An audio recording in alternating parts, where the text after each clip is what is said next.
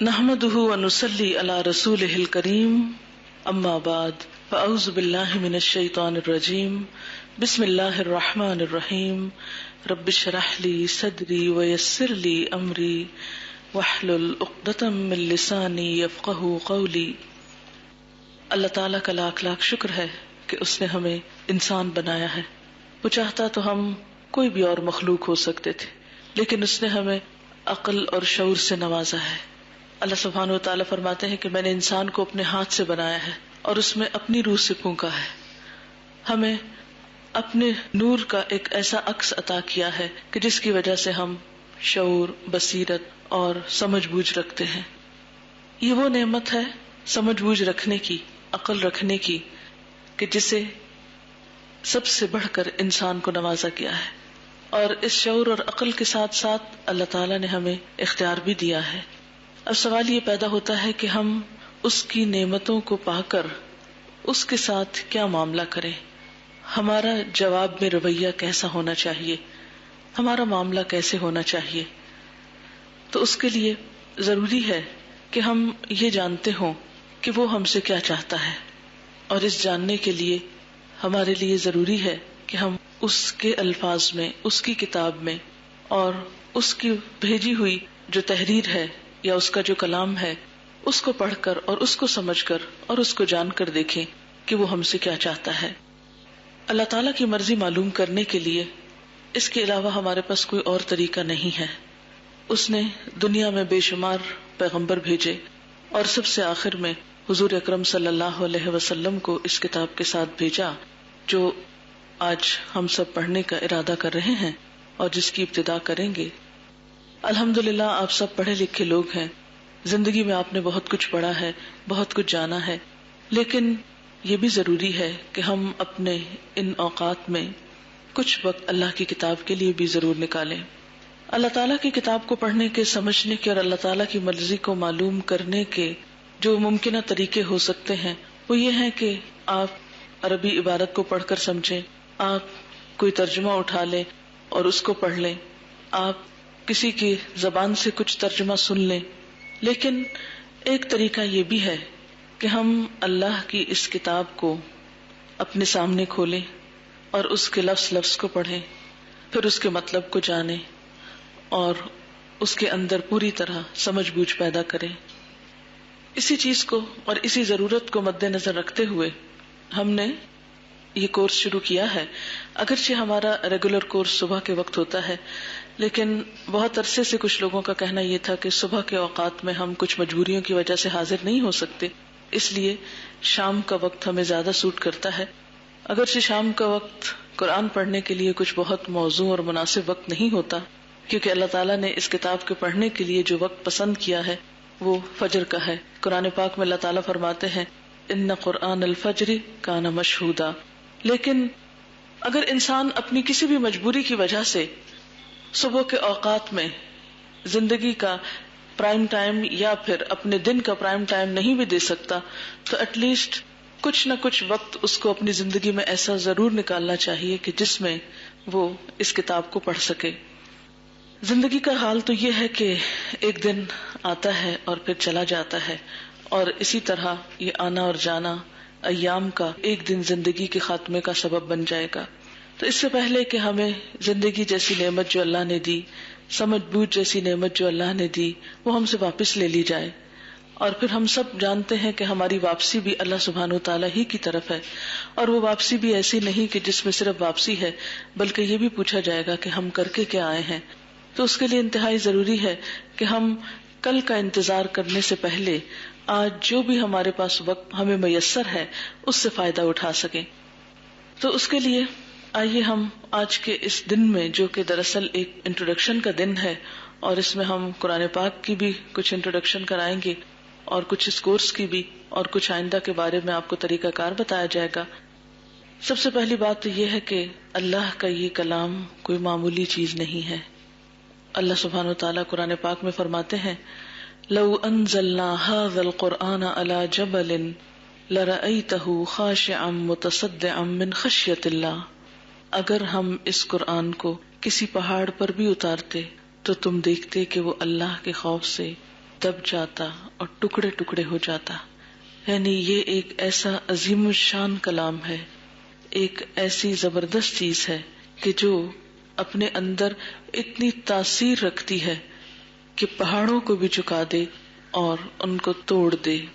یہ کلام حقیقت میں ایسا ہی کلام ہے کہ جو انسانوں کے اندر کی انا، سرکشی، تکبر اور ان کے اندر کی ایسی کیفیات کو توڑنے والا اور انہیں جھکانے والا ہے. بڑے بڑے شعراء نے، بڑے بڑے فلسفیوں نے جب حقیقت کی آنکھوں سے، بصیرت کی آنکھوں سے، اپنے شعور کی آنکھوں سے اس کتاب کو پڑھا اور اس کو سمجھا اور اس کو سنا تو وہ اس کے آگے سر جھکائے بغیر نہ رہ سکے. لیکن ہم دیکھتے ہیں کہ ہمارے مسلمان معاشرے کے اندر بہت سے ایسے لوگ موجود ہیں جو دن رات قرآن پڑھتے ہیں، لیکن اس کے باوجود ان کے مزاج میں جھکاؤ نہیں آتا، ان کے اندر کی سرکشی نہیں جاتی، اور وہ اس کتاب سے وہ فائدہ نہیں اٹھا سکتے جو اٹھانا چاہیے. اس کی وجہ کیا ہے؟ اس کی بنیادی وجہ یہی ہے کہ یہ کتاب ہم سے صرف لفظ پڑھ لینے کا یا ترجمہ جان لینے کا یا وقتی طور پر کچھ معلومات حاصل کر لینے کا تقاضا نہیں کرتی، بلکہ یہ کتاب ہم سے مطالبہ کرتی ہے کہ ہم اس کے ساتھ جینا سیکھیں. اس کو صرف اپنے انٹلیکٹ کی سطح پر، اپنے علمی سطح پر، عقلی سطح پر ہی نہ لیں، بلکہ ہم اس کو اپنے قلب اور روح کے ساتھ قبول کریں. اس سے ہم صرف معلومات میں اضافہ نہ کریں، بلکہ ہم اس کو محسوس کر کے اپنے اندر کی دنیا کو بدلنے کی کوشش کریں. یعنی آپ گھر میں بھی بیٹھ کے کیسٹ سن سکتے ہیں، آپ گھر میں بھی کوئی کتاب کھول سکتے ہیں، لیکن یہاں پر اکٹھے ہو کر اور وقت کا کچھ حصہ ایک مجلس میں بیٹھ کر قرآن پڑھنے کا اور سمجھنے کا اصل مقصد کیا ہے؟ اس کا اصل مقصد یہی ہے کہ ہم صرف جاننے والے نہ ہوں، صرف سطحی طور پر سمجھنے والے نہ ہوں، بلکہ ایسے طریقے بھی معلوم کرنے والے ہوں کہ جس سے یہ کتاب واقعی ہمارے روح اور جان میں اتر جائے، جو ہمارے عمل میں، ہمارے سوچ میں، ہمارے اخلاق میں، ہمارے معاملات میں، ہماری اس زندگی میں اور ہماری آخرت کی زندگی میں ایک تبدیلی پیدا کرے. اللہ سبحانہ و تعالی سورۃ ابراہیم کے شروع میں فرماتے ہیں الف لام را کتاب انزلناہ الیک لتخرج الناس من الظلمات الی النور. یہ ایک کتاب ہے جسے ہم نے آپ کی طرف بھیجا ہے. کیوں آئی ہے یہ کتاب؟ لتخرج الناس، تاکہ تم انسانوں کو نکال سکو. کہاں سے؟ من الظلمات، اندھیروں سے. کس کی طرف؟ الی النور، روشنی کی طرف. یہ کتاب چند لوگوں کے لیے نہیں، یہ تو پوری انسانیت کے لیے ہے، تمام انسانوں کے لیے ہے. نبی صلی اللہ علیہ وسلم کے پاس جب یہ کتاب بھیجی گئی تو اس وقت اللہ سبحانہ وتعالی نے جو اس کا مقصد بتایا وہ یہی تھا کہ انسانوں کو اندھیروں سے نکال کر روشنی کی طرف لایا جائے. آج آپ دیکھیں کہ دنیا میں انسان نے جتنی بھی ترقی کی ہے لیکن اپنے دل کے اندھیروں کو دور نہیں کر سکا. بہت سے لوگ یہ سمجھتے ہیں کہ شاید زیادہ ڈگری حاصل کر لینے سے دلوں کے اندھیرے اور ڈپریشن اور غم دور ہو جاتے ہیں، لیکن جب وہ اپنی منزل کو پہنچتے ہیں تو پتہ چلتا ہے کہ نہیں، ابھی منزل نہیں ملی، اندھیرے تو وہی ہیں. اسی طرح بہت سے لوگ یہ سمجھتے ہیں کہ شاید زیادہ مال و دولت کا حصول جو ہے وہ انسان کے اندر کے اندھیروں کو دور کر سکتا ہے، لیکن یہ بھی انسانوں کی ایک غلط فہمی ہے. مال و دولت بھی انسان کے اندر کے اندھیروں، ڈپریشن اور غم کا علاج نہیں ہو سکتا. اسی طرح دنیا کی اور بہت سی نعمتیں، اچھی صحت کا ہونا، اچھے ماحول کا ہونا، صاف ستھرا پانی مل جانا، صاف ستھری آب و ہوا کا مل جانا، یہ بھی اللہ کی نعمتوں میں سے ہے. لیکن صرف باہر کی نعمتیں، باہر کی فضا، باہر کی ہوا ہمارے اندر کے غم کو دور نہیں کر سکتی. اللہ سبحانہ وتعالی نے ہمیں صرف ہڈیوں اور گوشت پوست کا مجموعہ نہیں بنایا، اس نے ہمیں جسم کے ساتھ جان بھی دی. جہاں ہمارا ایک ظاہری پہلو ہے وہاں ایک ہمارا اندرونی پہلو ہے، باطنی پہلو ہے. جہاں ہمارے جسم کی ضروریات ہیں وہاں ہماری روح کی ضروریات ہیں. آپ نے دیکھا ہوگا کہ انسان کے جسم کی جو باہر کی ضروریات ہیں وہ کچھ اور ہیں، لیکن اندر کے اندھیرے کی دوری وہ اسی وقت ہو سکتی ہے کہ جب یہ چراغ انسان کو ملتا ہے. کتاب انزلناہ الیک لتخرج الناس من الظلمات الی النور. حقیقت یہ ہے کہ اس کتاب کے ساتھ کا سفر، اس کتاب کے ساتھ زندگی اندھیروں سے روشنی کی طرف سفر ہے. لا علمی کے اندھیرے، غفلت کے اندھیرے، سستی اور کوتاہی کے اندھیرے، سرکشی اور تکبر کے اندھیرے، یعنی دل کی دنیا کے جتنے بھی اندھیرے ہیں وہ سب اسی سے دور کیے جا سکتے ہیں. پھر اسی طرح اس دنیا کے بارے میں ہمارا جو علم ہے یا ایٹیٹیوڈ ہے یا رویہ ہے وہ بھی اندھیروں پر مبنی ہے. وہ اندھیرے بھی اسی وقت دور ہو سکتے ہیں. انسانوں کے ساتھ جو معاملات ہمارے بگڑتے ہیں وہ بھی اندھیروں ہی کی وجہ سے ہوتے ہیں. ان سب کی اصلاح اور ان سب کا علاج جو ہے وہ بھی اسی کتاب کے اندر ہے. اس لیے یہ سفر ہمارا اندھیروں سے دراصل روشنی کی طرف کا سفر ہے. آپ سب جانتے ہیں کہ یہ کتاب اللہ کی کتاب ہے، جیسا کہ اللہ سبحانہ و تعالیٰ فرماتے ہیں تنزیل من رب العالمین، یہ رب العالمین کی طرف سے آئی ہے. لانے والے کون ہیں؟ جبریل امین ہیں. نزل بہ الروح الامین، اس کتاب کو لے کر اترنے والے روح الامین ہیں. کس پر اترا ہے؟ محمد صلی اللہ علیہ وسلم پر اور آپ کے بھی دل مبارک پر، جیسا کہ فرمایا علی قلبک. اور کیوں اترا ہے؟ لتکون من المنذرین، تاکہ تم لوگوں کو خبردار کرنے والے ہو، آگاہ کرنے والے ہو. کیونکہ جو انسان اندھیرے میں ہوتا ہے اسے نہیں پتا چلتا کہ اس کے اوپر کیا مشکل آنے والی ہے، یا وہ کس چیز سے ٹکرانے والا ہے، یا کون سی چیز اس کو نقصان دینے والی ہے. اس لیے لتکون من المنذرین، اس کتاب کا کام کیا ہے کہ یہ لوگوں کو خبردار کر دے کہ ان کا بھلا، ان کا فائدہ کس چیز میں ہے اور ان کے لیے نقصان دہ چیزیں کون سی ہو سکتی ہیں. پھر آپ سب جانتے ہیں کہ یہ کتاب ایک بہت فضیلت والی اور برکت والی کتاب بھی ہے. مثلا یہ کہ اللہ سبحانہ تعالیٰ سے بڑھ کر تو کوئی ہستی ہے نہیں، اس کی کتاب ہے یہ. محمد صلی اللہ علیہ وسلم سے بڑھ کر کوئی انسان نہیں، ان پر اتری ہے. جبریل امین سے بڑے کوئی فرشتے نہیں، ان کے ذریعے آئی ہے. پھر جس مہینے میں آئی ہے، رمضان المبارک کا مہینہ، شہر رمضان الذی انزل فیہ القرآن، وہ بھی ایک بابرکت مہینہ ہے. جس رات میں اتری ہے بابرکت رات ہے. انا انزلناہ فی لیلۃ مبارکۃ، ہم نے اس قرآن کو بابرکت رات میں اتارا ہے. پھر اسی طرح ایک اور آیت میں آتا ہے کہ انا انزلناہ فی لیلۃ القدر، ہم نے اس کو لیلۃ القدر میں اتارا ہے. وما ادراک ما لیلۃ القدر، اور تم کیا جانو کہ لیلۃ القدر کیا ہے. لیلۃ القدر خیر من الف شہر، لیلۃ القدر 1000 مہینوں سے بڑھ کر ہے.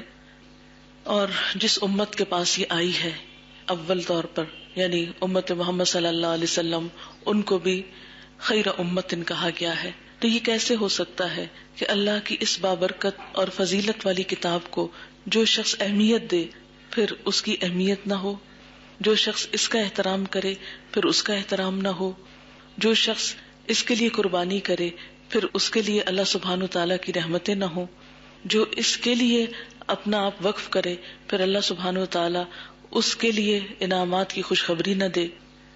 تو بات یہ ہے کہ اس کے ساتھ کسی بھی قسم کا جو تعلق ہے وہ معمولی بات نہیں ہے. یہ آج کا دن آپ کی زندگی کا ایک اہم دن ہے.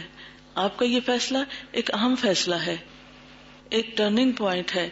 قرآن کے بغیر کی زندگی اور قرآن کے ساتھ کی زندگی میں بہت بڑا فرق ہے.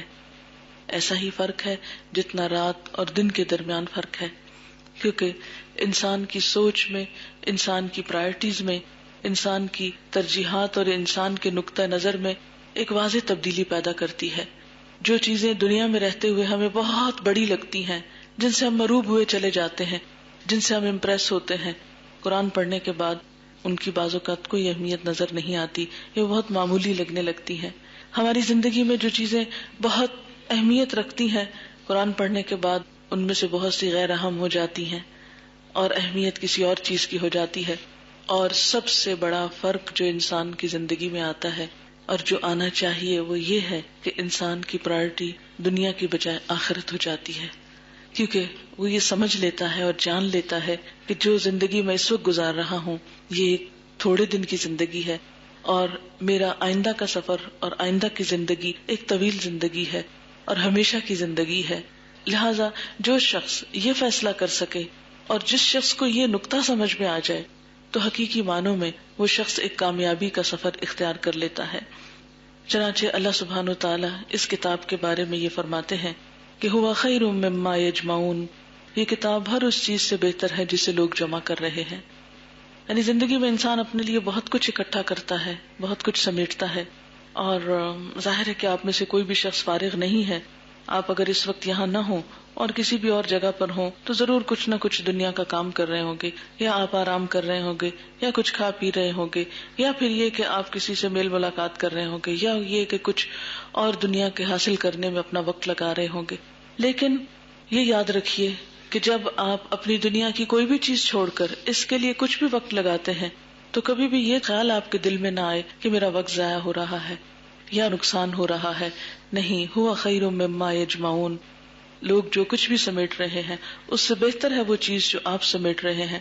اس لیے ہم دیکھتے ہیں کہ شام کے اوقات کی نسبت سے خاص طور پر بات کروں گی کیونکہ عموماً یہ تھکاوٹ کا وقت ہوتا ہے، آرام کا وقت ہوتا ہے، انسان کی ساری انرجی ختم ہو چکی ہوتی ہے، اور اس وقت اپنے آپ کو کسی چیز پر کنسنٹریٹ کرانا اور اپنے آپ کو ریلی پش کرنا کہ آپ اس کام کو کر سکیں، یہ ایک مشکل مرحلہ ہوگا اور آپ کا ایک امتحان بھی ہوگا.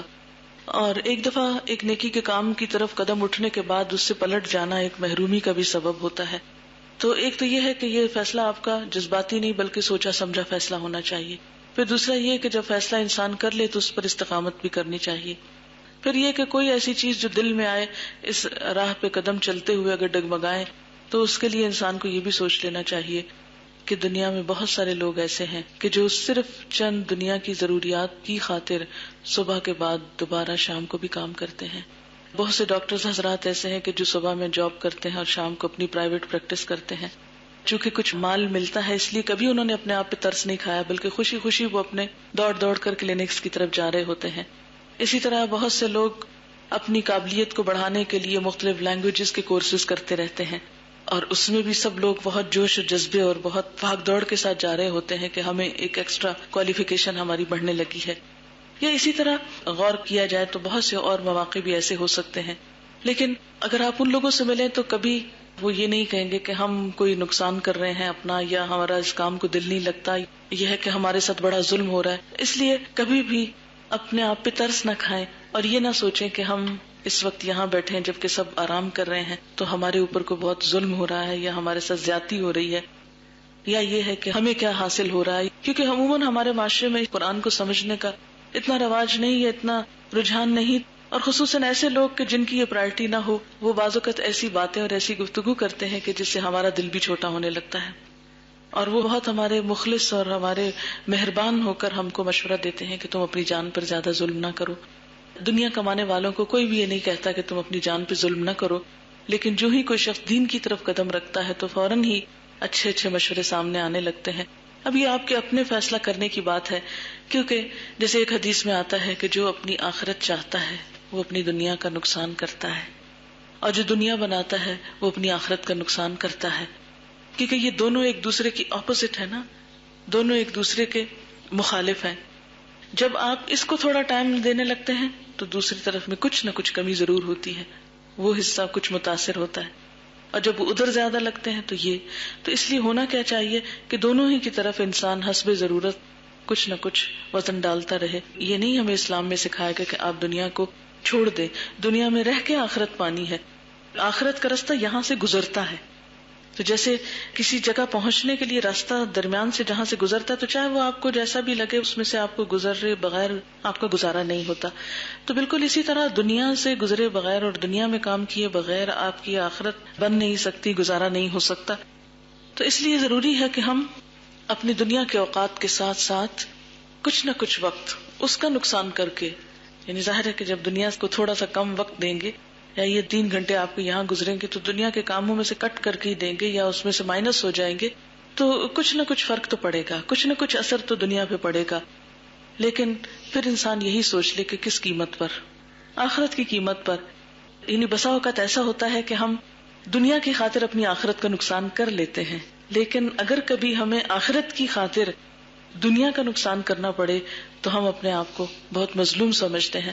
تو یہ سوچ ہمارے دل سے نکل جانی چاہیے. اب چند ایک باتیں میں اس سینس میں کروں گی کہ جو قرآن پڑھنے کے آداب ہیں. پہلا ادب تو یہی ہے کہ اس کو سیکھنے سے پہلے نیت درست ہونی چاہیے ہماری کہ ہم کیوں سیکھنا چاہتے ہیں, کیا مقصد ہے اس سب کے پڑھنے کا. اور ظاہر ہے کہ وہ پہلی بات ہے کہ اللہ کی رضا معلوم کرنا, اللہ ہی کی رضا کی خاطر اور اللہ کی رضا کے طریقے معلوم کرنا, اور اللہ تعالی کی مرضی کو پہچاننے کے بعد اپنی حیثیت کو اس دنیا میں پہچاننا, اپنی زندگی کے مقصد کو پہچاننا اور ایک بہتر مسلمان بننا, ایک بہتر انسان بننا. اور ہم سب جانتے اور یہ مثالیں آپ نے بہت دفعہ سنی بھی ہوگی کہ جب بھی کوئی مشین بنتی ہے تو اس کے ساتھ اس کا جو بکلٹ ہے وہ بہت اہم ہوتا ہے. اگر اس کو پڑھ کر مشین کو آپریٹ کیا جائے تو ہم مشین کو بہتر طریقے سے استعمال کر سکتے ہیں. ایک جانی پہچانی اگزامپل آپ سب کے علم میں ہے. تو بالکل اسی طرح ہمیں اللہ تعالیٰ نے دنیا میں بھیجا اور ہمارے ساتھ یہ رہنما کتاب بھی بھیجی, ایک گائیڈ بک بھی بھیجی. ہم اس کو ایک طرف رکھ کے اپنی مرضی کا سفر جاری کیے ہوئے ہیں, تو اس میں کچھ نہ کچھ نقصان یا کمی بیشی ہو سکتی ہے. تو اس لیے ضروری ہے کہ ہم سب سے پہلے تو اپنے مقصد اور اپنی نیت کو بہت اچھی طرح واضح رکھنے والے ہوں.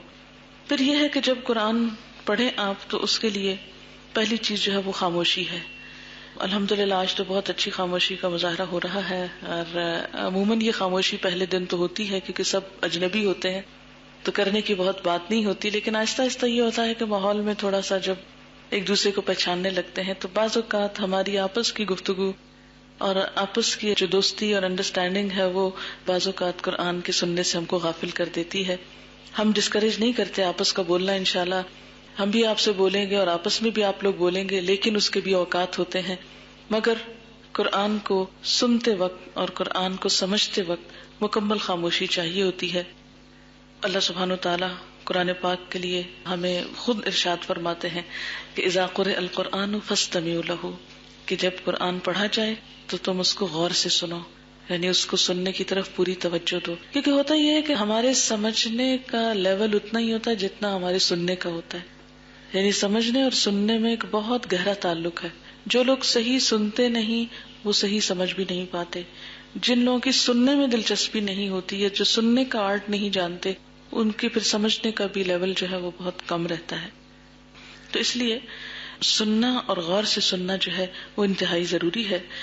پھر اس کے بعد یہ ہے کہ سننے کے بعد اس میں غور و فکر کرنا ضروری ہے اور سمجھنا ضروری ہے. اس میں کیا چیز آپ کو مددگار ہوتی ہے, کیا چیز آپ کو فائدہ دیتی ہے, آپ کی پچھلی معلومات. آپ میں سے ہر ایک کا علمی اور تعلیمی لیول جو ہے وہ فرق ہوگا. اس کو سامنے رکھتے ہوئے اپنے حالات اور تجربات اور زندگی کے جو آپ کے ایام گزرے ہیں ان کی روشنی میں ہی ہر شخص بات کو سمجھنے کی کوشش کرتا ہے. یعنی ہر شخص کا غور و فکر کا لیول فرق ہو جاتا ہے کیونکہ ہر شخص کے تجربات اور ایکسپیرینس جو ہے وہ فرق ہوتے ہیں. تو اس کو آپ ساتھ لے کر قرآن کو جب سمجھیں گے تو انشاءاللہ تعالی اس میں فائدہ پہنچے گا ضرور. لیکن ایک بات یاد رکھیے کہ قرآن کا پڑھنا اور پڑھانا اس وقت تک فائدہ مند نہیں ہوتا جب تک کہ ہم اس کو اپنی عام روزمرہ زندگی سے ریلیٹ نہیں کرتے. تو اس کے لیے انتہائی ضروری ہے کہ ہم اپنے اپنے ماحول اور اپنی اپنی ضروریات کے مطابق بھی قرآن سے فائدہ حاصل کرنے کی کوشش کریں. یعنی سننے میں صرف اتنا نہیں کہ اچھا یہ بات کہہ گئی, یہ ترجمہ ہے, یہ تفسیر ہے, یہ اس آیت کا مطلب ہے, اس سے یہ پوائنٹ نکلتے اور بس یہاں تک آ کے ختم نہیں کرنا, بلکہ سمجھنے میں یہ چیز بھی شامل ہوتی ہے کہ پھر اس کتاب میں میرے لیے کیا سبق ہے, میرے لیے کیا رہنمائی ہے. کیونکہ ہمارا مسلمانوں کا یہ دعویٰ ہے کہ یہ کتاب آج کے دور میں بھی ہمارے لیے ایک رہنما کتاب ہے اور قیامت کے دن تک تمام انسانیت کے لیے یہ اللہ تعالیٰ کا ایک پیغام ہے اور ویلڈ ہے, اور یہ کبھی بھی آؤٹ ڈیٹڈ نہیں ہوئی. ہمیشہ یہ ایک کتاب زندہ ہے, ہر دور اور ہر صدی کے مسائل کا حل اس میں موجود ہے. لیکن کیا وجہ ہے کہ آج کے مسلمان اس میں سے اپنے مسائل کے حل نہیں تلاش کر پائے؟ اس کی وجہ یہی ہے کہ ہم نے اس کے سمجھنے کا حق ادا نہیں کیا.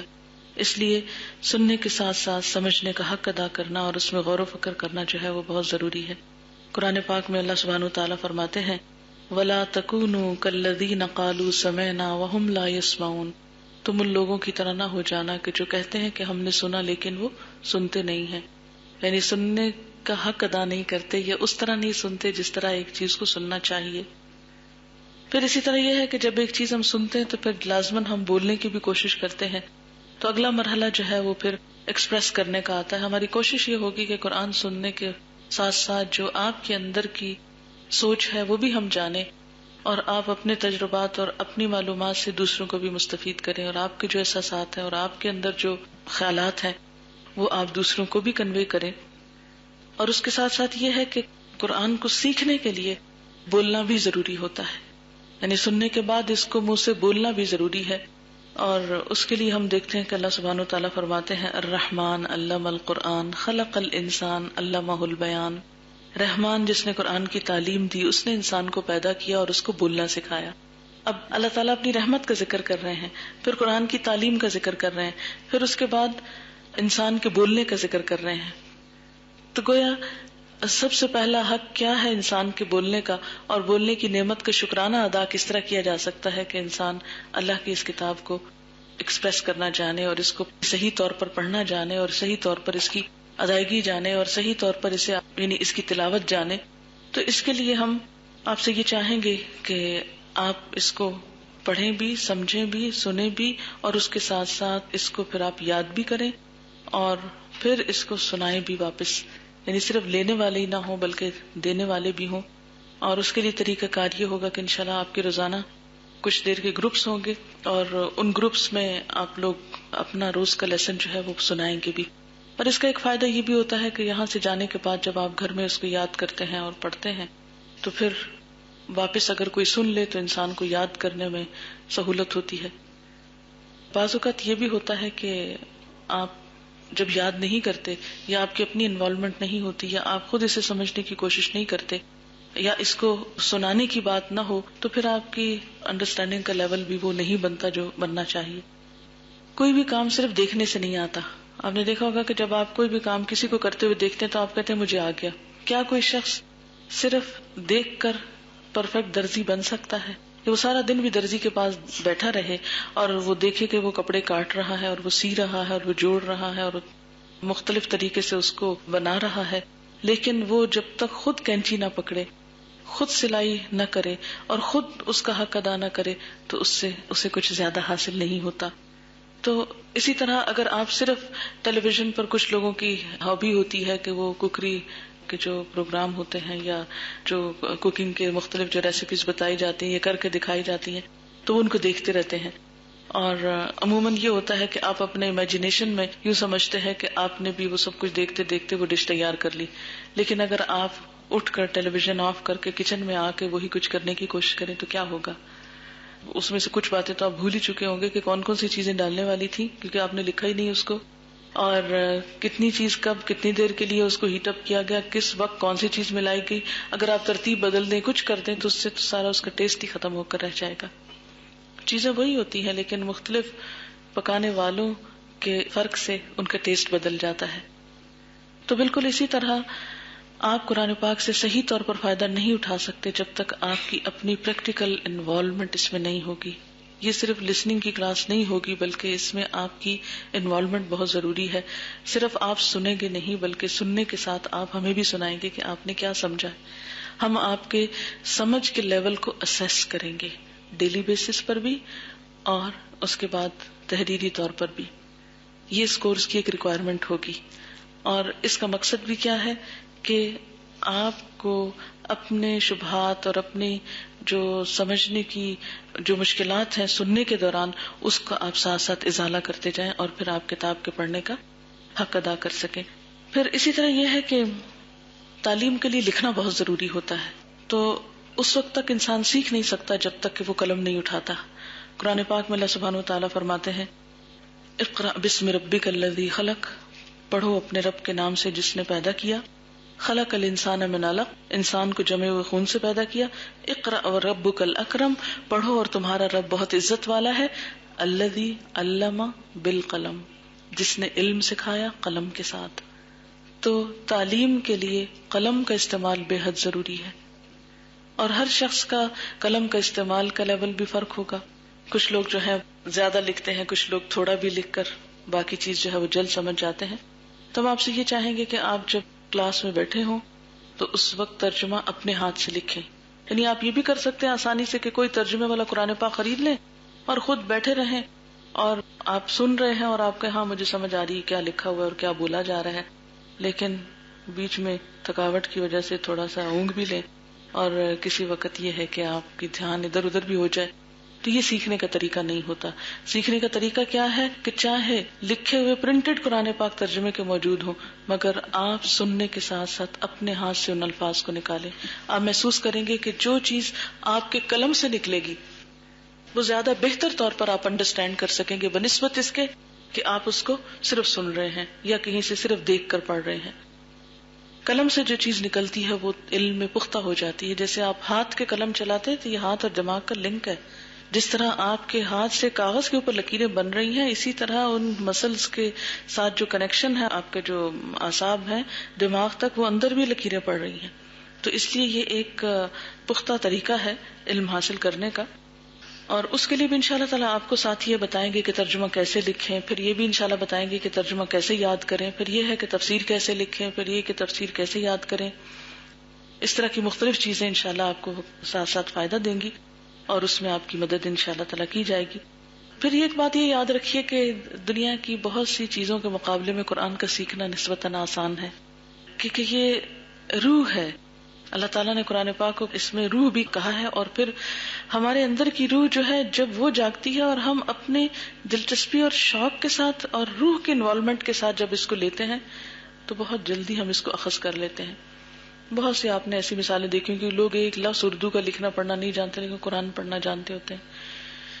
تو آخر کیا وجہ ہے؟ بہت سے لوگ ایسے ہمارے پاس آئے ہیں کہ جن کو اردو لکھنا نہیں آتی تھی، کسی سے لکھوا کے انہوں نے پڑھا، لیکن پورے کے پورے قرآن کا ترجمہ یاد کر کے بہت کم پڑھے لکھے لوگ بھی اس کو بہت جلدی سمجھنے لگے کیونکہ یہ ان کے دل کی بات ہے. تو اس لیے آپ اس کو کبھی بھی اپنے اوپر ایک بوجھ نہ سمجھیں.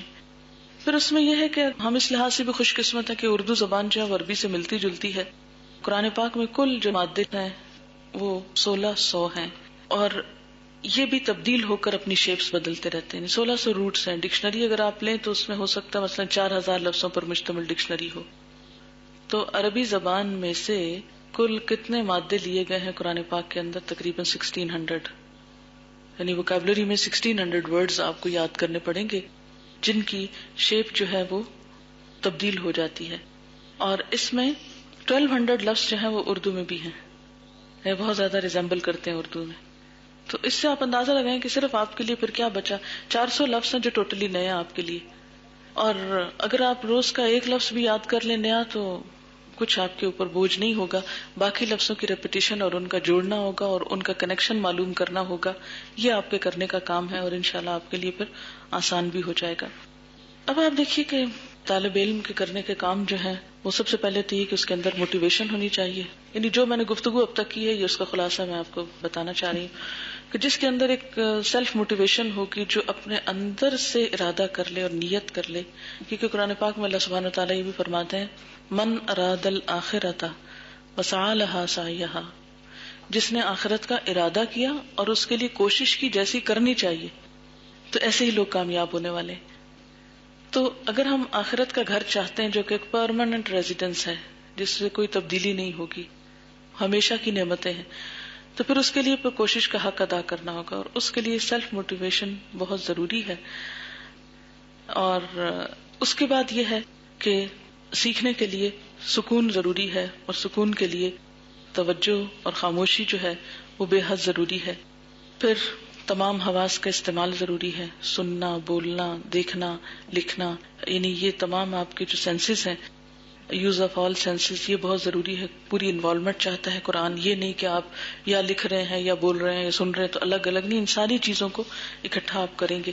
پھر اسی طرح یہ ہے کہ آپ کو پچھلی معلومات سے جوڑنا ہے، ایسوسیشن، پچھلا آپ کا اردو کی ووکیبلری کو ساتھ جوڑیں گے آپ. پھر اسی طرح اور جو آپ کے تجربات ہیں. یہ بات یاد رکھیے کہ قرآن میں دنیا میں جس قسم کے بھی علوم پائے جاتے ہیں، ہر علم کا کسی نہ کسی طرح سے ضرور تذکرہ ہے اس میں.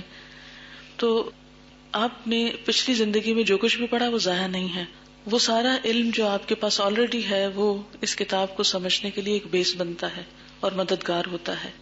جب آپ قرآن کو ریلیٹ کرتے ہیں اپنے اس نالج سے جو پہلے سے آپ کے پاس موجود ہے، تو اس میں بھی سیکھنے کا عمل جو ہے وہ آسان ہو جاتا ہے.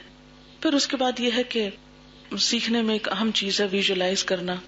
تصور کرنا، امیجن کرنا.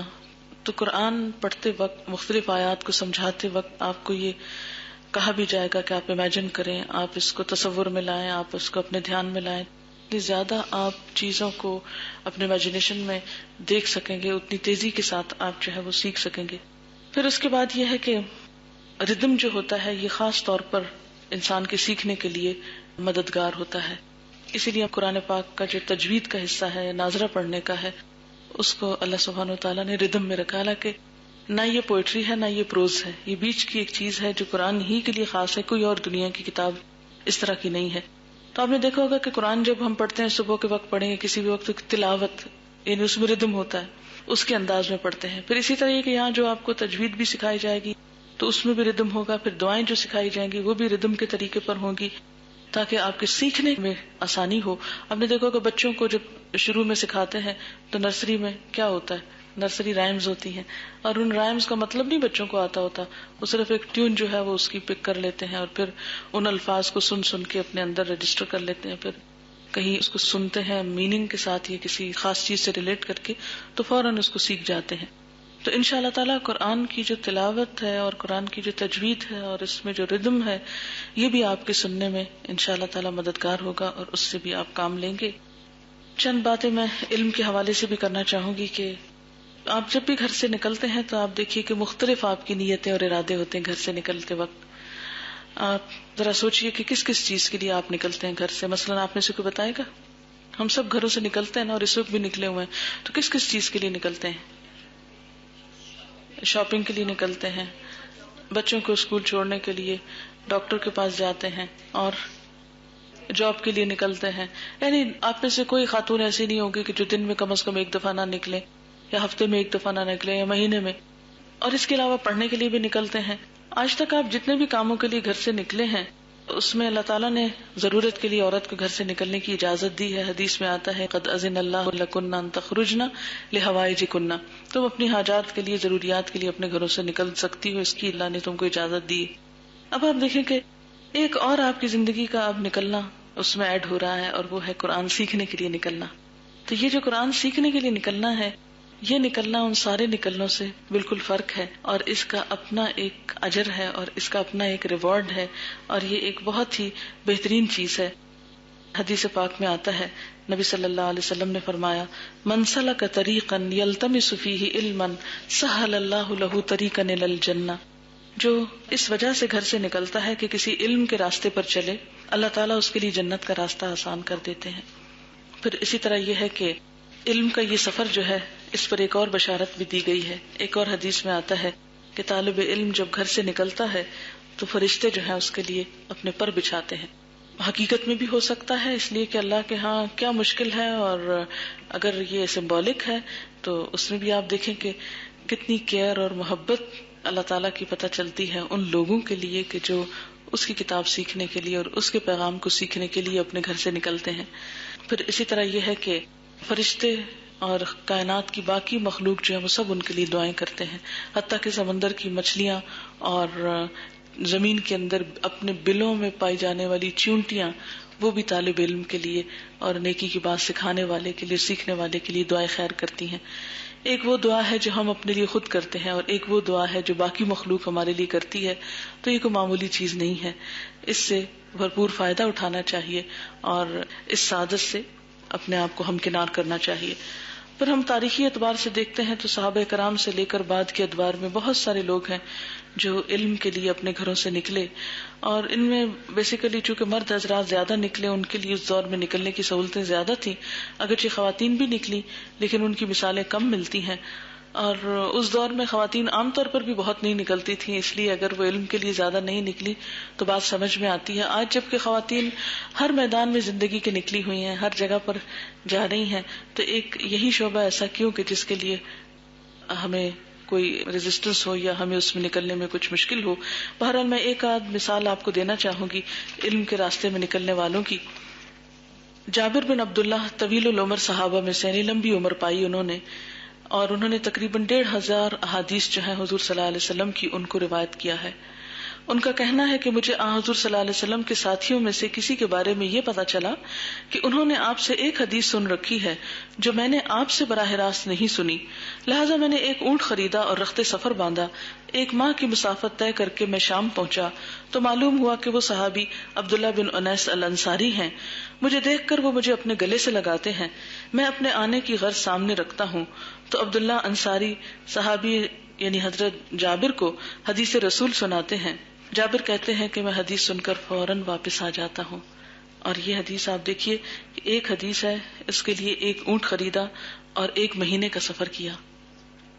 اس سے پتہ چلتا ہے کہ ہمارے جو اسلاف تھے یا گزشتہ علماء تھے، انہوں نے علم کے لیے کیسی کیسی مشقتیں اٹھائیں۔ یہی وجہ ہے کہ وہ اسلام کی ترقی کا دور تھا اور آج مسلمان دنیا میں ذلیل و خوار ہو رہے ہیں، کیونکہ ان کی ساری پرائرٹی جو ہے وہ صرف دنیا بن چکی ہے۔ آج اتنی قربانی دنیا کے لیے تو مسلمانوں میں آپ کو مل جائے گی، لیکن علم دین کے لیے یہ قربانی نہیں ملے گی۔ حالانکہ وہ حدیث ایسا نہیں تھا کہ ان کو پتہ نہیں تھی، وہ جانتے تھے، لیکن انہوں نے چاہا کہ وہ ڈائریکٹ اس شخص سے سنے جنہوں نے نبی صلی اللہ علیہ وسلم سے سن رکھا ہے، اور اس کے لیے 1 مہینے بھر کا سفر کیا۔ پھر اسی طرح ایک اور حدیث ہے حضرت ابو ایوب انصاری کی۔ حضرت ابو ایوب انصاری کے بارے میں آپ سب جانتے ہیں کہ حضور صلی اللہ علیہ وسلم کی میزبانی کا شرف انہیں مدینہ میں حاصل ہوا تھا۔ آپ صلی اللہ علیہ وسلم کی اونٹنی ان کے گھر میں بیٹھی تھی، پھر آپ نے وہیں پر کچھ عرصہ قیام کیا حتیٰ کہ پھر مسجد نبی بن گئی، تو آپ صلی اللہ علیہ وسلم اور آپ کے ساتھی جو تھے اس طرف کو شفٹ ہو گئے۔ انہیں اللہ کی راہ میں جہاد کرتے ہوئے استنبول تک جانے کا موقع ملا، وہاں آج بھی ان کا مقبرہ ہے۔ ابو ایوب انصاری بھی 1 مہینے کی مسافت طے کرنے کے بعد عقبہ بن عامر کے پاس مصر جاتے ہیں اور ان سے صرف 1 حدیث سننے کے بعد مصر میں تھوڑی دیر بھی نہیں ٹھہرتے اور واپس مدینہ آ جاتے ہیں۔ اور یہ صحابی بھی حضرت ابو ایوب انصاری 1 مہینے کا سفر کرتے ہیں 1 حدیث کی خاطر۔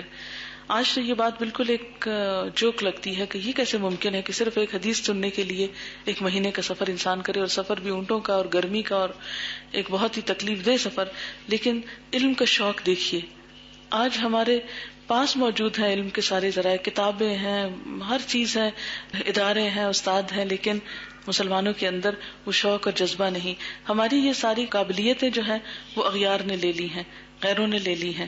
وہاں اب ریسرچ کے لیے بعض اوقات ایسے ایسے جگہوں پر مہینوں اور سالوں لوگ رہتے ہیں جو بالکل جنگلات کی قسم کے ہیں، جہاں زندگی کی کوئی سہولت نہیں ہوتی، لیکن صرف 1 فلم بنانے کے لیے۔ پچھلے دنوں میرا کینیا جانے کا اتفاق ہوا تو پتہ چلا کہ BBC نے 1 فلم وہاں بنائی ہے وائلڈ لائف کے بارے میں، جس کے لیے ان کی ٹیم 6 مہینے وہاں رہی ہے۔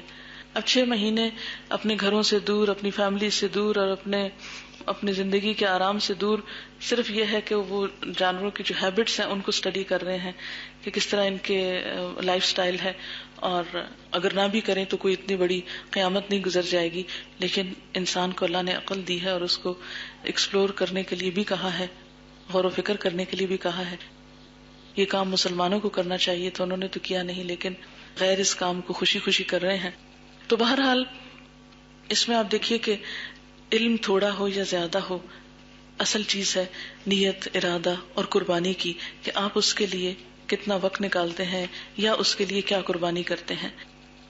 پھر اسی طرح ہم دیکھتے ہیں مشہور امام زہری، انہوں نے اپنی زندگی کے 45 سال علم کی خاطر سفر کیا، اور آپ خود سوچیں کہ اگر ایک بچہ پیدا ہوتے ہوئے بھی یہ کام شروع کر دے 45 سال میں تو اس کی جوانی بھی جانے لگتی ہے۔ اور ظاہر ہے انہوں نے شروع کیا ہوگا کم از کم 10-15 سال کی عمر میں، کہ جب انسان کچھ ہوش حواس کی عمر کو پہنچتا ہے۔ 45 ایئرز ایکسٹینسولی ٹریول کیا صرف علم حاصل کرنے کی خاطر۔ آج ہمیں ایک مثال پوری عالم اسلام میں نہیں ملے گی کہ آپ کسی ایک اسکالر کے بارے میں یہ کہہ سکیں کہ اس نے 45 سال سفر کیے ہیں دین کی خاطر، سیکھنے یا سکھانے کی خاطر۔ ہم تو 1 آدھ سال بھی لگا لیں یا کوئی 1 آدھ دفعہ سفر کر لیں تو مہینوں اس کو بیٹھ کے سوچتے رہتے ہیں کہ بہت محنت کر لی ہم نے۔ پھر اسی طرح ہمیں ایک اور روایت ملتی ہے ابو حاتم الرازی کی، یہ کہتے ہیں کہ میرے پاس جو بھی مال تھا وہ سارا ختم ہو گیا تو میں نے اپنے کپڑے بیچنا شروع کر دیے، یعنی تن کے کپڑے۔ آج بہت سے لوگ کیا بہانہ کرتے ہیں، کیا کریں ہمارے پاس تو پیسے نہیں ہیں یا ہم افورڈ نہیں کر سکتے۔ ہماری بہت سے گھرانوں میں مائیں جو ہے وہ بچیوں کا جہیز بنانے کے لیے تو پیسے خرچ کرتی ہیں، لیکن ان کو تعلیم نہیں دیتی، اور ہوتا کیا ہے وہ جہیز لے کے جاتی ہیں سسرال اور اسی طرح واپس لوٹ آتی ہیں، کیونکہ پاس کوئی علم نہیں، کوئی سمجھ نہیں، زندگی گزارنے کا کوئی سلیقہ نہیں۔ تو بہرحال اس میں اور بھی بہت سے اسباب اور وجوہات ہیں، لیکن ایک وجہ یہ بھی ہے کہ علم حاصل کرنا، سیکھنا اور سکھانا اور اس کام کے لیے پیسہ خرچ کرنا یہ ہماری پرائرٹیز میں سے نہیں ہے. ہم اس کو کوئی نفع مند کام نہیں سمجھتے، ہم اس کو ایک بیکار کا کام سمجھتے ہیں. تو ہم دیکھتے ہیں ابو حاتم الرازی کہتے ہیں کہ میرے پاس جب پیسے ختم ہو گئے تو باری باری میں نے اپنے کپڑے بیچنا شروع کر دیے. کہتے ہیں کہ یہاں تک کہ یہ سلسلہ بھی ختم ہوا، کپڑے بھی سارے بک گئے اور کھانے کے لیے کچھ بھی نہ بچا، لیکن اس کے باوجود میں مسلسل علماء کے پاس حاضر ہوتا. شام کو جب اپنے ٹھکانے پہ لوٹتا تو بھوک کی شدت مٹانے کے لیے پانی پیتا رہتا. یعنی یہاں تک لوگوں کے اوپر حالات گزرے ہیں. اور پھر اگلے دن شدید بھوک کے عالم میں پھر میں دوبارہ اپنا کام شروع کر دیتا، حتیٰ کہ یعنی کہیں سے اللہ تعالیٰ کی طرف سے کوئی ایسا انتظام ہوتا کہ وہ اپنی غذا کے لیے کچھ کر سکے. لیکن مقصود یہ ہے علم کے لیے آخری درجے تک کی قربانی. ہم میں سے اگر ایک مثال بھی آج کے دور میں ملے کہ کسی نے اپنا کوئی زیور بیچ دیا یا کچھ، تو ہم اس کے اوپر افسوس کرتے ہیں کہ ہائے بیچارے کا اتنا نقصان ہو گیا کہ اس نے علم کے لیے کوئی چیز جو ہے وہ قربان کر دی. پھر اسی طرح ابن طاہر المقدسی 6 صدی کے علماء میں سے ہیں. اپنے بارے میں کہتے ہیں کہ طلب علم کی خاطر میں گرمی میں ننگے پاؤں چلتا اور ایک مرتبہ بھی سواری میسر نہ آئی. نہیں، میرے پاس پیسے ہی نہیں تھے کہ میں کبھی سواری لے سکوں، پیدل ہی چل چل کے علم حاصل کیا. میری کتابیں میری پشت پہ لدی ہوتی. 2 مرتبہ گرمی کی شدت سے میں نے خون کا پیشاب کیا، یعنی اتنی بری حالت ہو جاتی تھی صحت کے اعتبار سے. ایک دفعہ بغداد میں اور دوسری مکہ میں. اور ابو حاتم الرازی جو ہیں یہ 20 سال کی عمر میں اپنے گھر سے نکلتے ہیں اور 7 سال مسلسل سفر میں گزار کر واپس اپنے گھر آتے ہیں. اور اپنے اس سفر کے بارے میں یہ تفصیلی ایک کہانی سناتے ہیں کہ جس میں انہوں نے تقریباً 5000 کلومیٹر کا پیدل سفر کیا ہے. اور دیکھیں 5000 کلومیٹر سفر کر کے انسان ایک کانٹیننٹ سے دوسرے کانٹیننٹ پہ جا پہنچتا ہے. پھر اسی طرح یہ ہے کہ اپنے اس کا وہ جغرافیہ تھوڑا سا بتاتے ہیں کہ کئی دفعہ میں کوفہ گیا، کوفہ سے بغداد اور مکہ اور مدینہ کا سفر کیا، پھر بحرین سے مصر، مصر سے رملہ، وہاں سے بیت المقدس، پھر وہاں سے اسکلان، تبریہ، وہاں سے دمشق، دمشق سے ہمس، پھر انطاکیہ، پھر ترسوس، پھر ہمس. پھر میں دوبارہ ہمس اس لیے آیا کیونکہ مجھے ابھی ابو الیمان سے کچھ احادیث سننا تھی. پھر کام مکمل ہونے کے بعد ہمس سے بیسان روانہ ہو گیا، وہاں سے رقہ گیا، جہاں سے فرات کے راستے بغداد پہنچا، اور میرا یہ تمام سفر پیدل تھا. یعنی پوری وہ لائن کھینچتے کہ کہاں سے کہاں تک میں نے سفر کیے ہیں. اور یہ سارے سفر جو تھے اس میں کوئی سواری ان کو نہیں ملی کیونکہ وہ افورڈ نہیں کر سکتے تھے. یعنی اتنی قربانی کس لیے کہ ڈیڈیکیشن ہے، ایک اندر ایک تڑپ ہے کہ کسی طرح ہم اپنی منزل تک پہنچ جائیں. یہ ہیں وہ لوگ جنہوں نے احادیث جمع کی اور اتنی لازوال قربانیاں کر کے آج ہمارے لیے کتابیں لکھ کے چھوڑ دی. اور ہم ہیں کہ صرف اتنی تکلیف نہیں کرتے کہ ان کو کھول کے پڑھ ہی لیں یا جان ہی لیں یا ان سے کچھ آج کے دور کے مسائل کا حل معلوم کر لیں. تو جس قوم کے اندر بھی ایسی غفلت ہو پھر وہ قوم صرف باتوں کے بل پہ اور صرف چند کہانیاں سنا کر تو ترقی نہیں کر سکتی. پھر اسی طرح ہم دیکھتے ہیں کہ امام بخاری جو تھے وہ بھی اپنی بخاری جب لکھتے ہیں جس کے بارے میں علماء نے متفقہ طور پر کہا ہے کہ اللہ کی کتاب کے بعد سب سے صحیح کتاب جو ہے صحیح بخاری ہے. ان کے بارے میں بھی یہ آتا ہے کہ 16 سال کی عمر میں یہ اپنی والدہ اور بھائی کے ساتھ حج کے لیے نکلے تھے. حج کے بعد ماں اور بھائی تو واپس آ گئے لیکن یہ وہیں پر رہے اور another 16 years انہوں نے پڑھا بھی اور سفر بھی کیے اور پھر وہاں پر یہ کتاب بھی لکھی. انہوں نے اپنی حدیث کی کتاب مسجد نبوی میں لکھی اور جس کو ریاض الجنہ کہتے ہیں. وہاں پر اس جگہ پر بیٹھ کر اور وہاں حدیث لکھنے سے پہلے غسل کرتے، نفل پڑھتے اور بیٹھ کر ایک ایک چیز انہوں نے وہاں پر لکھی. چاندنی راتوں سے فائدہ اٹھا کر، کیونکہ اس زمانے میں لائٹ تو نہیں تھی. آج تو اللہ نے کتنے کرم کیا، ساری رات بھی پڑھے تو ہمیں کوئی دقت نہیں. چاندنی راتوں میں بیٹھ کر انہوں نے پوری تاریخ کبیر اپنی لکھی. ان کی تو خیر زندگی بالکل ایسے یقین نہیں آتا کہ جو ان کی قربانیاں ہیں کہ رات کو کئی دفعہ اٹھتے، چراغ جلاتے اور شاید اپنے خوابوں میں بھی وہ اپنا کام ہی کر رہے ہوتے تھے تو اٹھتے، چراغ جلاتے اور کچھ لکھتے اور اس کے بعد چراغ بند کر دیتے اور پھر اسی طرح رات کے کسی حصے میں پھر اٹھ بیٹھتے اور پھر لکھتے اور پھر سو جاتے. یعنی دن تو دن اپنی رات میں بھی بار بار اٹھ کے، یعنی علم کے لیے اپنی نیند توڑنا. ایک ہوتا نا کہ سونے میں تاخیر کرنا، وہ ہم دنیا کے لیے تو کر لیتے ہیں، کسی شادی میں گئے، کسی پارٹی میں گئے تو بہت دیر لگا آئے، لیکن دین کے لیے اور علم کے لیے جاگنا اور اپنی نیند کو قربان کرنا، اس کی مثالیں ہمیں کم ہی کہیں ملتی ہیں. بہرحال اسی طرح امام شافعی کے بارے میں آتا ہے کہ 14 سال کی عمر میں قرآن پاک حفظ کیا انہوں نے، اپنے شہر کے علماء سے فائدہ اٹھایا، پھر اس کے بعد ان کو شوق آیا کہ میں باہر جا کے کہیں پڑھوں، جیسے آج کل کچھ بچوں کا شوق ہوتا ہے۔ بہرحال ہوا یہ کہ ان کے اپنے شہر میں اب کوئی استاد ایسا نہیں بچا تھا جس سے وہ سیکھ نہ چکے ہوں، اور عمر بھی ابھی کم تھی، تو ماں کا واحد سہارا تھے۔ ماں نہیں چاہتی تھی کہ یہ پاس سے جائیں، لیکن جب بچے کا شوق دیکھا تو تیار ہو گئی اور بیٹے کو اپنی خوشی سے رخصت کیا۔ اور کہتے ہیں کہ ماں کے پاس 2 پرانی یمنی چادریں تھی، ان چادروں کو ماں نے بیچا اور راستے کے لیے کچھ سامان دیا، اور یہ مدینہ گئے، وہاں پر امام مالک سے احادیث سنی، اور پھر اس کے بعد وہاں سے آگے عراق کی طرف گئے، اور کئی سالوں کے بعد یہ اپنے والدہ کے پاس واپس آئے۔ اور کہا یہ جاتا ہے کہ جب واپس آئے تو ان کے پاس کچھ دنیا کا سامان بھی تھا، تو ان کی والدہ نے کہا کہ میں نے تمہیں یہ لینے کے لیے تو نہیں بھیجا تھا، مجھے تم سے یہ سب کچھ نہیں چاہیے، اور ان کو کہا کہ تم ان سب کو صدقہ کر دو، پھر اس کے بعد میرے سے بات کرنا، تاکہ جس مقصد کے لیے میں نے تمہیں بھیجا تھا وہ مقصد جو ہے وہ پورا ہو۔ یہ ہیں وہ لوگ جنہوں نے دین کے لیے قربانیاں کی اور جن کے نام آج بھی تاریخ میں زندہ ہیں۔ لیکن مجھے حیرت ہوتی ہے، میں اکثر سوچتی ہوں کیا وجہ ہے کہ امام بخاری بھی پہلے دور میں پیدا ہوئے، اور امام شافعی بھی، اور امام ابو حنیفہ بھی، اور امام مالک بھی، یہ سارے امام پہلے گزر گئے، آج کے دور میں یہ مثالیں کیوں نہیں؟ تو اس کی بنیادی وجہ یہی ہے کہ آج کے دور میں ہمارے اندر دین کی اور ان چیزوں کی اہمیت کم ہو گئی ہے، ہمارے اندر وہ اخلاص اور سنسیریٹی نہیں رہی اپنے دین کے ساتھ، ہمارے اندر وہ موٹیویشن نہیں رہی، کام کا وہ جذبہ نہیں رہا، بلکہ اگر کوئی کام کرنا چاہے تو اس کو ڈسکریج کیا جاتا ہے۔ تو بہرحال یہ سب چیزیں تو اپنے ساتھ ہیں، لیکن یہ چند ایک مثالیں بیان کرنے کا مقصد یہ تھا کہ آپ لوگ ان سے کچھ فائدہ اٹھا سکیں۔ تو اب میں چاہوں گی کہ اگر آپ کے ذہن میں کچھ سوال ہوں تو آپ وہ سوال کر لیجئے، اور پھر اس کے بعد یہ ہے کہ تھوڑا سا کچھ پڑھ لیتے ہیں۔ جی بالکل ملتی ہے، امام بخاری کی بائیوگرافی ملتی ہے، وہ پڑھنے سے تعلق رکھتی ہے، سیرت البخاری جو ہے۔ اور کوئی بات آپ کورس کے حوالے سے کچھ پوچھنا چاہیں تو آپ پوچھیں۔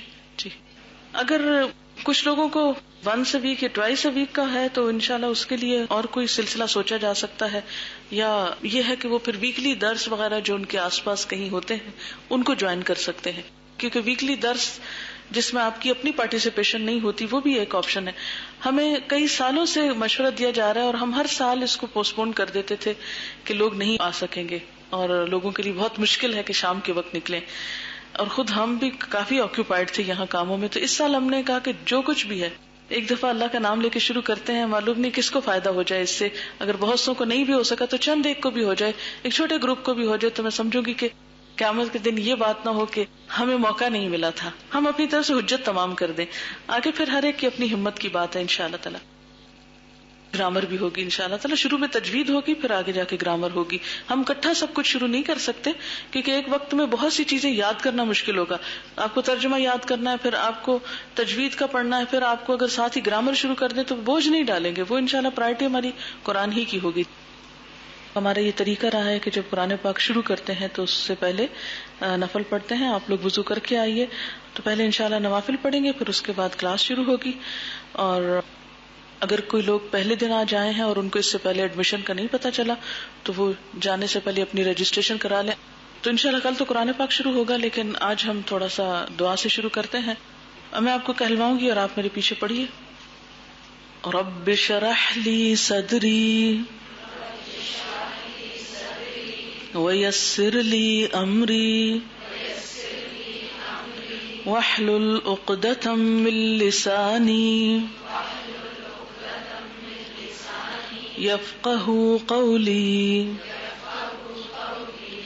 رب اشرح لی صدری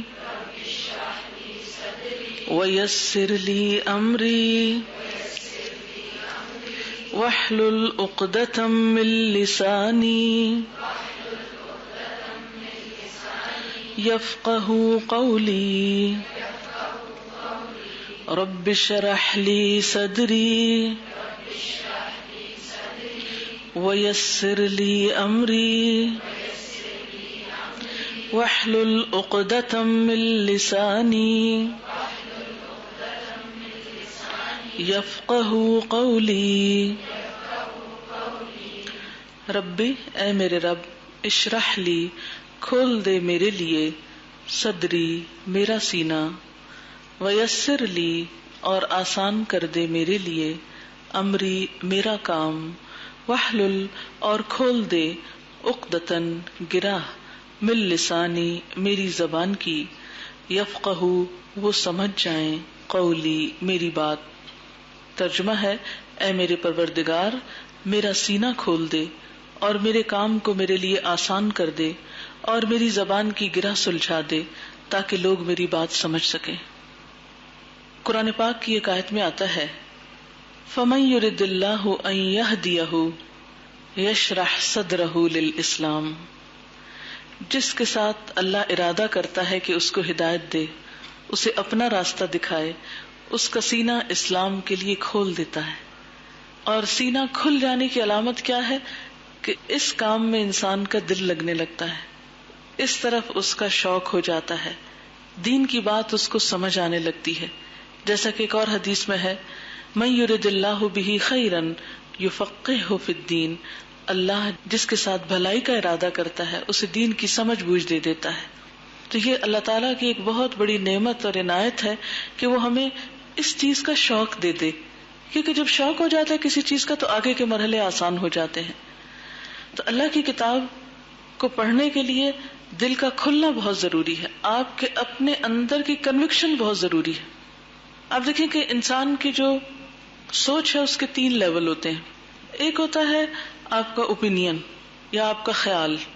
مثلا آپ نے ایک اوپینین بنایا کہ مجھے یہ کام کرنا ہے، یا آپ کو ایک خیال آتا ہے. ایسے بہت سے خیال آپ کے آتے اور جاتے ہیں. مثلا جب بھی آپ کوئی کام کر رہے ہوتے ہیں تو ساتھ ساتھ آپ کو کچھ خیال آ رہے ہوتے ہیں، کوئی منصوبے آپ ذہن میں بناتے رہتے ہیں. اچھا جب آپ اس جگہ سے اٹھتے ہیں تو وہ منصوبے بھی آپ کے وہیں رہ جاتے ہیں یا بھول بھلا جاتے ہیں. اس کے بعد آپ کو یاد بھی نہیں ہوتا کہ کبھی آپ نے سوچا تھا. لیکن اللہ تعالیٰ کی طرف سے انسان کے دل میں بہت سے ایسے خیال ڈالے جاتے ہیں نیکی کے کام کرنے کے، اور ساتھ ساتھ شیطان بھی اپنا کام کر رہا ہوتا ہے، وہ وسوسے ڈال رہا ہوتا ہے. دوسرا درجہ ہوتا ہے انسان کی سوچ کا، بلیف کا، کہ آپ کی سوچ بلیف بن جائے، جس کے لیے لفظ فیتھ بھی استعمال ہوتا ہے، یعنی آپ اس کے ساتھ ایک طرح سے فیتھ فل ہو جاتے ہیں. یہ ایک اگلا درجہ ہوتا ہے. لیکن اس میں بھی یہ ہوتا ہے کہ انسان ڈاواں ڈول ہوتا ہے، کرے کہ نہ کرے. یہ صرف اوپینین نہیں ہوتا، یہ صرف خیال نہیں ہوتا، بلکہ اس سے آگے بڑھ کر آپ کا ایک ارادہ بن جاتا ہے، جس کو آپ ارادہ کہتے ہیں نا.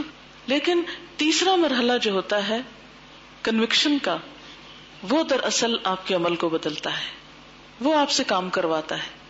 جس بات کے لیے، جس کام کے لیے آپ کنونس ہو جاتے ہیں کہ اس کو تو مجھے کر کے چھوڑنا ہے، اس کے بغیر تو گزارا ہی نہیں، کوئی چارہ ہی نہیں، یہ میری ضرورت ہے، تو پھر اس وقت جو آپ کا عمل تبدیل ہوتا ہے اور اس وقت جو آپ کی محنت اور کوشش ہوتی ہے وہی دراصل فائدہ مند ہوتی ہے.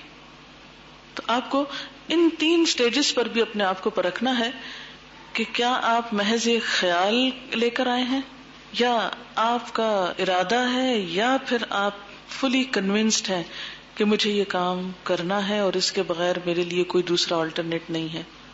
یا تو کوئی اور آپشن ہے آپ کے پاس اللہ کی کتاب پڑھنے کی تو ضرور اسے استعمال کر لیجئے، کوئی جبر نہیں ہے، یہاں کوئی پکڑ نہیں لیتا یا باندھ نہیں لیتا. لیکن اگر کوئی اور نہیں تو پھر مجھے اس کو استعمال کر لینا چاہیے. اور اس کے کیا فائدے ہو سکتے ہیں آپ کو وہ اپنے سامنے رکھیں، نہ کرنے میں کیا نقصان ہو سکتا ہے وہ آپ سامنے رکھیں. بہرحال اندھیرا اور روشنی تو برابر نہیں ہوتی، کرنا اور نہ کرنا برابر نہیں ہوتا، زندہ اور مردہ برابر نہیں ہوتا. قرآن پاک میں اللہ تعالیٰ ایسی بہت سی مثالوں سے سمجھاتے ہیں. اس لیے قرآن کا پڑھنا اور نہ پڑھنا ہرگز برابر نہیں، ہرگز برابر نہیں. یہ بات میں اس کتاب کے حوالے سے بھی کہوں گی اور اپنے تجربے اور مشاہدے سے بھی کہوں گی کہ اس کتاب کو پوری طرح پڑھ کر اور اس کے بغیر انسان کی جو سوچ کا فرق ہے وہ بہت واضح ہوتا ہے. تو اللہ تعالیٰ جس شخص کے ساتھ بھلائی کا ارادہ کرتے ہیں، اب یہ کامیابی کی طرف قدم اٹھائے تو اس کا سینہ اس کتاب کے لیے کھول دیتے ہیں. وَمَن يُرِدْ أَن يُضِلَّهُ، اور جس کو بھٹکانا چاہتے ہیں، يَجْعَلْ صَدْرَهُ ضَيِّقًا حَرَجًا، تو اس کا سینہ گھٹنے لگتا ہے، اتنا تنگ ہو جاتا ہے كَأَنَّمَا يَصَّعَدُ فِي السَّمَاءِ، گویا اس کو آسمان پہ چڑھنا پڑ رہا ہو. یہ کام اس کو اتنا مشکل لگتا ہے جتنا مثلا پہاڑ پہ چڑھنا مشکل لگتا ہے. کیونکہ وہ آکسیجن بھی کم ہوتی ہے نا، تو وہ سینہ جو ہوتا ہے وہ گھٹنے لگتا ہے، سانس نہیں آتا. کذالک یجعل اللہ الرجس علی الذین لا یؤمنون. پھر اسی طرح سورۃ الزمر میں اللہ تعالیٰ فرماتے ہیں افمن شرح اللہ صدرہ للاسلام فہو علی نور من ربہ، کیا بھلا وہ شخص جس کا سینہ اللہ نے اسلام کے لیے کھول دیا ہو، یعنی وہ کنوکشن کے لیول پر آ گیا ہو کہ اسے یہ کام کرنا ہے اور وہ پوری طرح اس نے فیصلہ کر لیا ہو. فہو علی نور من ربہ، پھر وہ اپنے رب کی طرف سے آئے ہوئے ایک نور پر ہو، یعنی اس کو روشنی بھی مل جائے. فویل للقاسیۃ قلوبہم من ذکر اللہ، تو ہلاکت ہے ان لوگوں کے لیے جن کے دل اللہ کا ذکر سن کے اور سخت ہو گئے. کہ کچھ ایسے بد نصیب بھی ہوتے ہیں کہ جن کے دل اللہ کے ذکر سے نرم ہونے کی بجائے یا فائدہ اٹھانے کی بجائے الٹا اور سخت ہو جاتے ہیں اور بد دل ہو جاتے ہیں. اولئک فی ضلال مبین، یہ لوگ کھلی گمراہی میں ہیں. تو یہاں پر دعا مانگی جا رہی کہ رب اشرح لی صدری، اللہ اس کام کو شروع کرنے سے پہلے میرا دل کھل جائے، میرا ارادہ مضبوط ہو جائے. ویسر لی امری، اور میرا کام آسان ہو جائے. ہمارا بازو کا دل کیوں نہیں کھلتا؟ کیونکہ ہمیں مشکل بڑا لگ رہا ہوتا ہے، ہوگا کیسے. دیکھیں یہ یاد رکھیے، ایک قدم آپ کو بڑھانا ہے، 10 قدم اللہ تعالیٰ کی مدد آئے گی. زندگی میں، اوقات میں، وقت میں برکت ہو جاتی ہے. تو ساتھ ہی اللہ تعالیٰ انسان کو ہم سے بہتر جانتے ہیں نا، اس لیے سینے کے کھلنے کے ساتھ پھر اگلی دعا، اللہ اس کام کو میرے لیے آسان کر دے. اور پھر چونکہ پڑھنے لکھنے کا کام ہے، وَاحْلُلْ عُقْدَةً مِّن لِّسَانِي، میری زبان کی گرہ کھول دے، میرا کمپلیکس دور کر دے. ہوتا یہ کہ دنیا بھر کی باتوں میں ہم اتنا تیز بولتے ہیں کہ ہم سب کو پیچھے چھوڑ جائیں. جو ہی قرآن کی دو آیتیں پڑھنے پڑتی ہیں تو ہم اٹکنے لگتے ہیں، ہے نا؟ ہم سب کے ساتھ ہے. یا دنیا کے ہر موضوع پہ ہم پورے کانفیڈنس کے ساتھ بولتے ہیں، جب قرآن کی بات آتی ہے، دین کی بات آتی ہے، تو ہم فوراً احساس کمتری کا شکار ہونے لگتے ہیں اور شرمندہ ہونے لگتے ہیں، امبیرسڈ فیل کرتے ہیں. ہم کہتے ہیں پتہ نہیں میرا اتنا نالج تو نہیں، اور پتہ نہیں یہ بات ایسے ہے یا نہیں، اور ایک شک کا اور بے یقینی کا اور تردد کا شکار رہتے ہیں. اللہ کی کتاب بھی اس قابل ہے کہ اس کے ساتھ آپ کانفیڈنس حاصل کریں، اور جب کسی بات پر عمل کریں تو پورے کانفیڈنس کے ساتھ، اور جب آپ کسی کو کچھ دیں، آگے بتائیں تو پورے کانفیڈنس کے ساتھ. تو اس کے لیے کیا ہے، اللہ یہ جو میرا اٹکنا اور بھولنا اور میرے اندر جو کمپلیکس ہے اور مجھے یہ جو بولنے میں یا پڑھنے میں اس کو دقت پیش آ رہی ہے، اس کو بھی آسان کر دے. یفقہوا قولی. اس سے یہ بھی پتہ چلتا ہے کہ قرآن پڑھنے کا مقصد صرف یہ نہیں ہوتا کہ ہم اپنی معلومات میں اضافہ کر لیں. قدرتی طور پر آپ کو ضرورت پیش آتی ہے کہ جو آپ نے سیکھا ہو وہ آپ کے دل پہ ایسا لگتا ہے کہ بولنے کو دل چاہتا ہے. آپ دیکھیں کہ کون سی چیز آپ دوسروں کے ساتھ شیئر کرتے ہیں.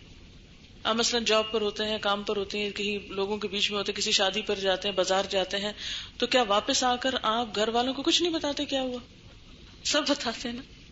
تو جس طرح آپ دنیا کے کام کر کے گھر جا کے شیئر کرتے ہیں، یہ ہوا، فلاں نے یہ پہنا ہوا تھا، وہ یہ ہو گیا راستے میں، معلوم نہیں کیا متعلقہ اور غیر متعلقہ سب باتیں ہم کرتے رہتے ہیں جن کا حاصل کچھ بھی نہیں، صرف شیئر کرنا. کیونکہ انسان کے اندر اللہ نے ایک ایسی چیز رکھی ہے کہ وہ جس چیز کو محسوس کرتا ہے اس کا دل چاہتا ہے وہ کسی کے ساتھ اس کا ذکر بھی کرے. خوشی ہو تب شیئر کرنا چاہتے ہیں، غم ہو تب شیئر کرنا چاہتے ہیں، کوئی مشکل ہو ہماری زندگی میں تب شیئر کرنا چاہتے ہیں. ہاں، تو اسی طرح قرآن کو بھی شیئر کرنا ہے دوسروں کے ساتھ. کہ گھر جائیں کوئی پوچھے کیا پڑھ کے آئے تو ہم آئیں بائیں شائع نہ کریں، ہمیں پتا ہو کیا پڑھ کے گئے، دل میں اتنا سما چکا ہو کہ ہم بولتے وقت ہمیں جھجک نہ ہو. اللہ مجھے بھی سمجھ دے، اور صرف مجھے سمجھ نہیں دے بلکہ مجھے آگے بتانے کی، اس اپنے دل کی واردات کو دوسروں کے ساتھ شیئر کرنے کی توفیق بھی دے، کہ میری زبان کھل جائے، زبان کی گرہ بھی کھلے اور کام بھی آسان ہو اور سمجھ کا لیول بھی بڑھ جائے اور لوگوں کو بات بھی میں سمجھا سکوں. تو آخر میں ہم پھر دوبارہ سے اپنے سبق یا جو کچھ آج ہم نے کیا ہے اس کا ایک خلاصہ سا کرتے ہیں کہ سب سے پہلے تو ہم سب کو یہ سوچنا ہے کہ میں یہاں پر کیوں آئی ہوں، اپنی نیت کا جائزہ لینا ہے، اور ہماری نیت کس کے لیے ہونی چاہیے، اللہ سبحانہ وتعالیٰ کے لیے ہونی چاہیے اور اللہ کو راضی کرنا ہونا چاہیے. تو ہم سب اپنے آپ سے پوچھیں کہ کیا واقعی میں اس کام کے لیے آئی ہوں، اپنے لیے لکھ بھی سکتے ہیں کیا میں واقعی اللہ کی رضا کے لیے یہاں آئی ہوں. پھر اس کے بعد یہ ہے کہ ہمیں اس بات کا بھی علم ہونا چاہیے اور ہمارا اس بات پر کنوکشن کا لیول ہونا چاہیے کہ قرآن کا علم جاننا میرے لیے بے حد ضروری ہے، اس کے بغیر میرا گزارا نہیں. اور ہمیں یہ بھی اعتماد ہونا چاہیے کہ ہم جو اپنا وقت یہاں پر استعمال کرنے لگے وہ ضائع نہیں ہوگا، اس کا ہمیں ریٹرن ملے گا. وقتی طور پر اگر کچھ مشکل ہوتی ہے تو ہم عموماً سمجھتے کیا فائدہ, مجھے آ تو نہیں رہا, کیونکہ شیطان چاہتا ہی نہیں کہ ہم سیکھیں. تو آپ کو کلیئر کٹ ڈیسائیڈ کرنا چاہیے کہ کیا سیکھنا آپ کے لیے ضروری ہے یا نہیں ہے. اگر ہے تو پھر اس کے لیے مجھے کچھ نہ کچھ سیکریفائس کرنا پڑے گا. پھر اس کے بعد یہ ہے کہ ہمیں یہ بھی پتا ہونا چاہیے کہ سیکھ کر ہمیں کیا ملے گا, سیکھ کر میں حاصل کیا کرنا چاہتی, کیونکہ کسی چیز کے انسان پوری طرح اس میں انٹرسٹ نہیں لے سکتا جب تک کہ اس کو یہ نہ پتا ہو کہ اس کا نتیجہ کیا نکلنے والا ہے. مثلا اگر گائے کا دودھ نکال رہے ہیں اور آپ کو یہ نہ پتا دودھ نکلے گا ہی نہیں, تو ایسے تو کوئی نہیں اس کے لیے ایفرٹ لگا سکتا. تو آپ وہ نہ ہو کہ آپ ایسے ہی دودھ دوتے رہیں اور حاصل کچھ بھی نہ ہو, آپ کو کچھ نہ کچھ اس کا نتیجہ ملنا چاہیے. تو آپ کے سامنے کلیئر کٹ ہو کہ آپ کو اس کے پڑھنے سے حاصل کیا ہوگا, آپ کی اپنی سیٹسفیکشن کا لیول کیا ہوگا, آپ کے اندر کی روشنی کا کیا حال ہوگا, آپ کی زندگی میں اس سے کیا رہنمائی ملے گی, کیا مسائل حل ہو سکتے ہیں, آخرت کی کیا مشکل آسان ہو سکتی ہے. یہ علم آپ کہاں کہاں یوز کر سکتے ہیں. جیسے اللہ تعالیٰ فرماتے ہیں وَخَيْرٌ مِّمَّا يَجْمَعُونَ, تو واقعی کیا وہ خیر ہے جو اس سب چیزوں سے بہتر ہے جسے لوگ سمیٹ رہے ہیں اس وقت میں. اور پھر آپ یہ سوچیں کہ اگر میں اس وقت یہاں نہ ہوں تو کہاں ہوگی, کہاں ہو سکتی, اور کیا وہاں بیٹھ کے آپ یہ سب کچھ پالیں گے جو اس وقت یہاں پا رہے ہیں. اگر آپ یہ تھوڑا سا اپنے آپ سے سوال کر لیں کہ اگر میں یہاں نہ ہوں تو کہاں ہوں گی, اور آپ سب کو پتا ہے آپ کہاں ہوں گے. میں تو آپ کے بارے میں جج نہیں کر سکتی, نہ حق رکھتی ہوں, لیکن آپ سب جانتے ہیں اس جگہ کو یہاں سے, اس وقت کو اس وقت سے, اس استعمال کو اس استعمال سے کمپیئر کر کے دیکھ لیں کہ آپ کے لیے زیادہ یوزفل کیا ہے اور کس حد تک ہے, اور کس چیز میں آپ کو کتنا فائدہ حاصل ہونے والا ہے. اور پھر آخری بات یہ ہے کہ یہاں آ کر میرا کیا کیا نقصان ہو سکتا ہے, کیا کیا کھونا پڑے گا مجھ کو, یا کھو دوں گی یا کھو رہی ہوں. ہو سکتا ہے آپ کوئی اور جاب کرتے ہو سکتا ہے آپ آرام کرتے ہو, انٹرٹینمنٹ کے لیے نکلتے ہو سکتا ہے کوئی دنیا کا اور کام کرتے ہو. جو کچھ بھی آپ کرتے تھے ان سب کے لیے بھی ایک آلٹرنیٹ تلاش کیجیے کہ اگر مثلا اس وقت آپ شاپنگ کو نکلتے ہیں تو کیا کوئی اور وقت ہو سکتا ہے شاپنگ کے لیے. اگر سوتے ہو تو کیا یہ سونا شفٹ ہو سکتا ہے کسی اور وقت میں. اگر آپ کوکنگ کرتے ہو گھر جا کر تو کیا یہ کوکنگ کسی اور وقت میں ہو سکتی ہے. اپنے ان سارے امور کا بھی جائزہ لیں تاکہ بیچ میں شیطان آپ کو نہ بہکائے کہ نہیں تمہارے وہاں جانے کی وجہ سے یہ دنیا کا کام رک گیا ہے, اس لیے بہتر ہے کہ کوئٹ کر دو. اگر پڑھنا ہے تو پورے یقین اور پورے شوق کے ساتھ اس میں قدم رکھیں, اور اگر نہیں پڑھنا تو بھی انسان کے پاس سالڈ دلیل ہو کہ کیوں نہیں پڑھنا. اور انشاءاللہ تعالیٰ جب آپ نیک نیتی سے قدم اٹھائیں گے تو پھر اللہ تعالیٰ کی مدد بھی آئے گی. انشاءاللہ تعالیٰ باقی چیزیں جو ہیں وہ وقت کے ساتھ ساتھ آپ کی ہوں گی. تو کل آپ کی انشاءاللہ قرآن پاک کی پہلی کلاس ہوگی, اس کے لیے آپ پراپرلی پریپیئرڈ ہوں اور اپنے اسکارف وغیرہ اوڑھ کر بیٹھیں تاکہ جو کلاس میں شخص ہو اس کو بھی پتا چلے کہ کون اسٹوڈنٹ ہے یا نہیں ہے اور وہ کر کیا رہا ہے, تاکہ اس کو چیک بھی کیا جا سکے. اوکے, السلام علیکم ورحمۃ اللہ وبرکاتہ. سبحانک اللہم وبحمدک نشہد ان لا الہ الا انت نستغفرک ونتوب الیک.